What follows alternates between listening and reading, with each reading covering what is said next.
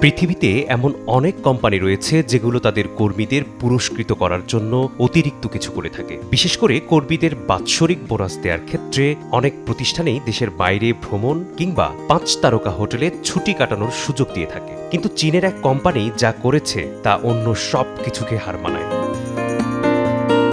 সম্প্রতি কর্মীদের পুরস্কৃত করার জন্য একটি পার্টির আয়োজন করে চীনের ক্রেন কোম্পানি। কোন কর্মচারী কত টাকা পাবে তা নির্ধারণের জন্য একটি প্রতিযোগিতার আয়োজন করার সিদ্ধান্ত নেয় প্রতিষ্ঠানটি। একটি লম্বা টেবিলে এলোমেলো করে রাখা হয় প্রায় 98 কোটি টাকা। সময় দেয়া হয় মাত্র 15 মিনিট। এই সময়ের মধ্যে যত খুশি টাকা নিতে বলা হয় কর্মীদের। চীনা সোশ্যাল মিডিয়ায় শেয়ার করা হয় হেনান মাইনিং ক্রেন কোং লিমিটেডের এই পার্টির ভিডিও। এরপর তা খুব দ্রুতই বিভিন্ন সামাজিক যোগাযোগ মাধ্যমে ছড়িয়ে পড়ে। ভিডিওটিতে দেখা যায় কর্মীরা তাদের বোনাস নেয়ার জন্য নগদ টাকা গুনছেন, তাও আবার যত খুশি তত।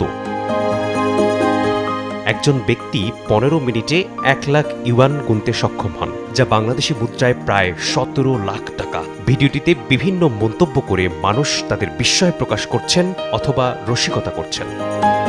মিসবাহুল আলিফ, সময় সংবাদ।